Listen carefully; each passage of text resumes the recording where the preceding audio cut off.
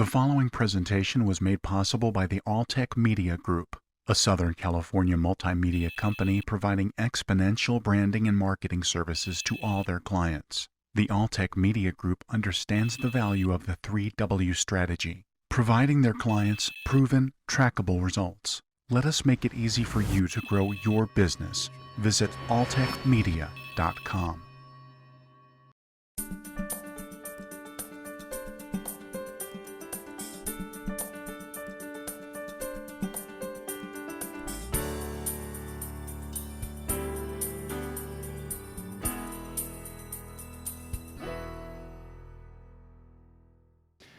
Our keynote speaker this morning has been making positive and continuous impact on our community for the last 20 years. Let that sink in, 20 years. By placing a strong focus on creating a sustainable economy, increasing voter participation, and advocating for advanced technology, he's helped secure the promise of California's great future. In 1999, at the age of 26, you're setting the bar too high, by the way, he was elected as a member of the Los Angeles City Council. During his tenure, he became the first Latino and the youngest person elected council president and the president of the League of California Cities. In 2006, he was elected to serve the California State Senate. After 2 successful terms, he was elected in 2014 as the California Secretary of State. With a degree in mechanical engineering from the Massachusetts Institute of Technology, he's no stranger to solving problems. Please join me in welcoming California Secretary of State, Alex Padilla. Thank you very much. Good morning, Riverside. Good morning. Let's try that again. Good morning, Riverside. Good morning. All right. Thank you so much for having me. And thank you, even though I couldn't take you up on the offer to stay here last night. Appreciate it. I'll take a rain check, though, because this is a beautiful, beautiful property. Before I get to my formal remarks, I do want to start off by saying this isn't a welcome to Riverside for me. It's a welcome back to Riverside for me because I've been here over the course of many, many years visiting family. Yes, we have family in the area from Ontario to Fontana and Riverside, but also for work, I think your new city manager, John Russo, already outed me on one of our first experiences in Riverside when your former mayor, Ron Loveridge, who did such a great job leading the League of California Cities as president, hosted a board meeting right here at the Mission Inn.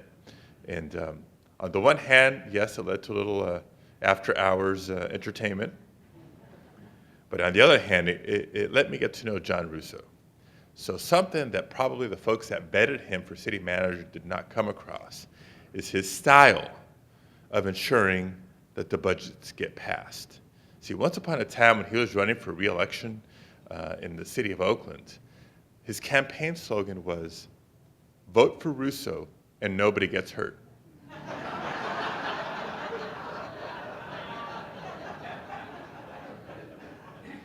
Now, let me just take a wild guess here. He comes into Riverside and within 2 weeks you're voting on a budget. Mr. Mayor, was it unanimous? Did anybody get hurt? All right. Blue skies ahead for the city of Riverside. And thank you, Mayor, for your hospitality. We were together just less than 2 months ago, greeting a lot of doctors here just up the road here. And Angelo Farouk, new school board member, so proud of you.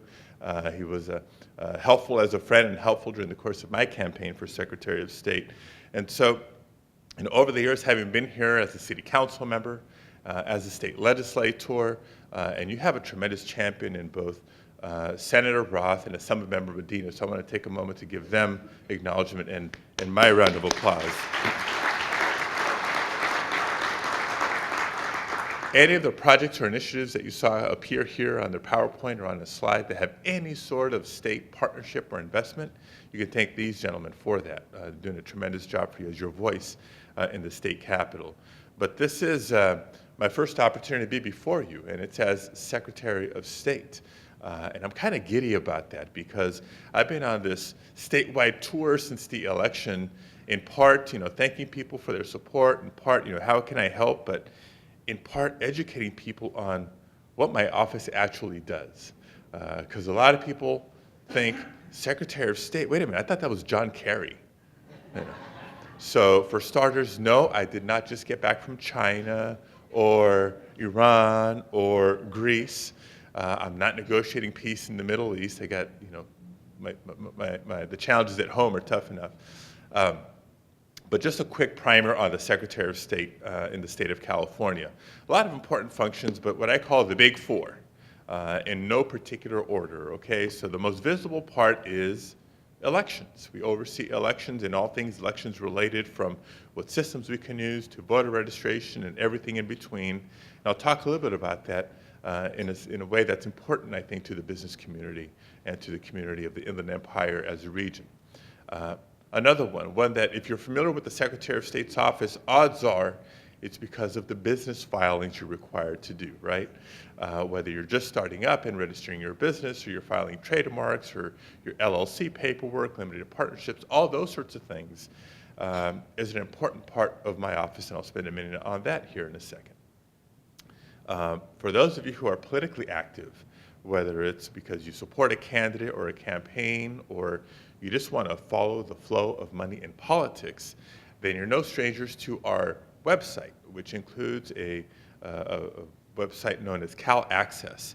It's I'm required to make available to the public who's giving money to who and who's raising money from who. So it's a website that's searchable depending on the issue, depending on the contributor, depending on the candidate. And so that is part of our job as well. And one of the little-known parts of our job, something that's, if you like kind of the history of this building and the history of Riverside, and if you are a fan of that movie a few years ago with Nicolas Cage called National Treasure, right? See a lot of heads nodding. I am the caretaker of the state's archives. So all the official records and documents, all the history of state government of the state of California, and more than just state government, is under our care. In a couple warehouses in and around Sacramento, but significant holdings in our building, the Secretary of State's building just a block south of the Capitol. So the next time you're in Sacramento, I invite you to come over to visit the California Museum and the state's archives and learn a little bit more about the state's history, about Riverside history, and just to give you a glimpse of the kind of things that are in there. Of course, it's all the papers of all the former governors, their communications, it's copies of every bill that's ever been passed. Woo, pleasure reading. But also neat things like the original California Constitution. Now, unlike Nicolas Cage in that movie, I'm not trying to steal anything, okay? The Declaration of Independence, that was a lot of fun. But the original California Constitution is properly stored in a climate-controlled setting. But it's, you can see the original document. You can't touch it, but you can see the original document in both English and in Spanish. And I share that as a little bit of a teaching moment, because when we stop and think about the history of our state, a little bit more than 165 years ago, we became part of the United States of America. Well, California didn't just appear out of thin air, right? It was actually part of Mexico before that, part of Spain before that. We were a diverse population from the get-go. And so after the Constitutional Convention, which took place in Monterey, not in Sacramento, it was important for the leaders at the time to have our Constitution in both English and in Spanish, reflecting the population. So just a little bit of tidbit of history there. And again, I invite you to come visit next time you're in the state's capital. But coming back to a couple of points of business for the business community here in the Inland Empire. I like to say it's all good news, isn't it? I mean, what a difference from just a few years ago when I would travel the country as a state senator. Usually the first two questions I would get asked were, what's it like working with Arnold? And are you guys bankrupt yet? Right? It was not that long ago, those years of budget impasse and budget impasse and budget delays and budget delays, and how much are we going to cut this year? If only we had John Russo leading the budget at the state capitol. Unanimous budgets, nobody would get hurt. Unfortunately, too many people did get hurt with cuts in education, cuts in healthcare spending, cuts in infrastructure. And I like to say, what a difference a governor makes. In the last 5-6 years, not only have we righted the state budget ship with surpluses now in the budget, not huge surpluses, but a couple $1 billion surplus feels a heck of a lot better than a $42 billion deficit, I'll tell you that. But also look at all the other indicators, whether it's in corporations. That's a pretty good indicator. We get to keep track of that data. Up 5% a year for the last 5 years running. That's people investing in California and creating jobs, right? The unemployment rate, near where we were back before the Great Recession started, including here in the Inland Empire, not just statewide. The downside is if you look at regions within the state of California, there's a little bit of a difference, and it plays itself far too often. What's the economy like along the coast, or at least how do consumers feel the economy is in a good direction or not in the coastal regions versus the inland regions of our state? And I think it's not unrelated to the following. So let me backtrack for just a second. So back to the election side of our office, yes, we want to promote voter registration and getting people to turn out to vote because that's just good for democracy. If you're asking yourself, not just as a voter, but as a business person, what you can do. We are relaunching a program that had gone dormant in our office for far too long called Democracy at Work. And basically what it is a roadmap for business owners. What can they do to help promote voter registration and the importance of voting to their employees and to their customers? And it's a series of recommendations as simple as, well, you can put little reminders in the envelope when you send out payroll. We're happy to give you the code and the language for an HTML link on your website to the online voter registration tool that we've built in the state of California. We can go small or we can go big. Happy to partner with you on all those things. But here's why I think it's fundamentally important. As I've been promoting voter registration and voter turnout in the state of California, that MIT education taught me, it's always looked too good at data.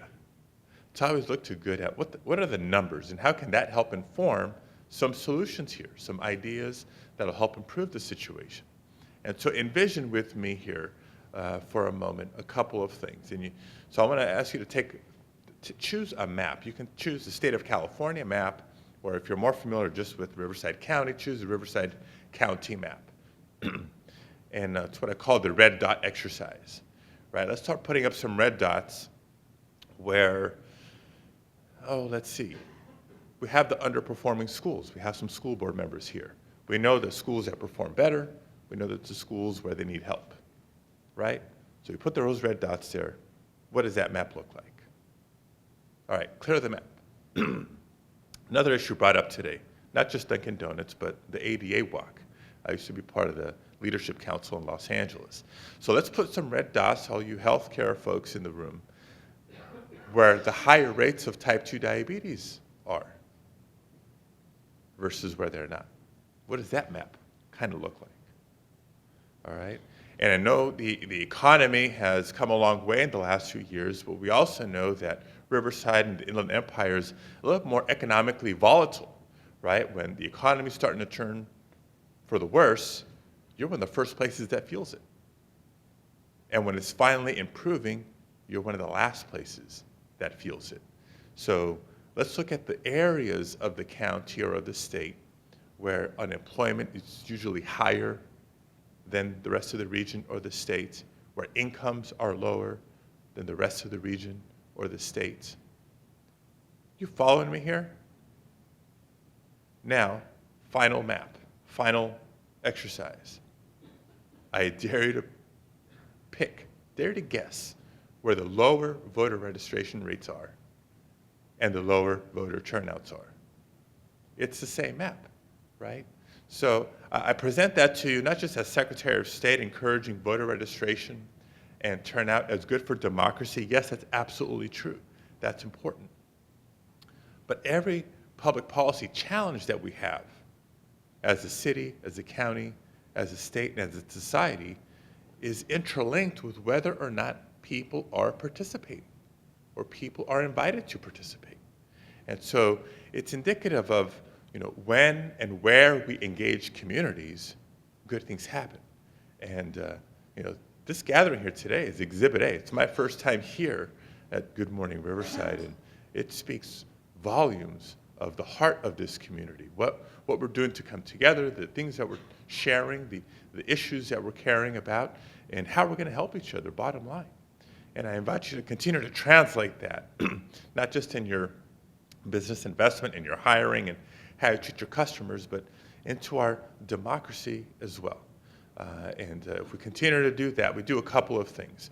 Between getting more people registered and getting more people voting, flat out, this region will get even more political attention. I got a lot of notoriety this year through a bill I sponsored that would automate the voter registration process in California. Again, here's that engineering mind at work. We know that at the DMV, we have a ton of data. And if we have information on millions of people who have driver's licenses or state IDs, we have their names, we have their addresses, we have their date of birth, we have a signature on file, all the same information that we submit when we register to vote. If we know who's eligible but not yet registered, why not register them to vote automatically? Right? They can choose to opt out and they'll get that opportunity, but I think by and large people will not choose to opt out. And by being automatically added to the voter rolls, there's one less step they need to worry about between them and being able to cast a ballot in future elections. Now again, we know who they are. We know where they are. Huge parts of the Central Valley, Los Angeles County, but also the Inland Empire, right? Those of us who know the state know that the vast majority of the population is in the southern part of the state, not the northern part of the state. So by changing the registration map and the turnout map, we change the politics of this state, and nobody can run for governor or U.S. senator or anything else the same way again. And when it comes time to formulating the next housing bond or transportation bond or divvying up state education dollars or anything else, the region has a bigger voice and will have a bigger investment and level of respect as a result. So that's my pitch to you all this morning. And I want to end with one thing, both because Senator Roth is a dear friend and supporter, and yes, out of respect to yesterday's holiday, Veterans Day, the most recent initiative that we've announced in the Secretary of State's office. Can't claim credit for it. More than a dozen states do it already, but we're going to do it bigger and better than anybody else. It's called simply Honor Veterans, Vote. How simple is that? And so you can either fill out a postcard like this that will be widely available soon, or even easier, go online. Just Google it, or Google California Secretary of State. There's a big button on the homepage now.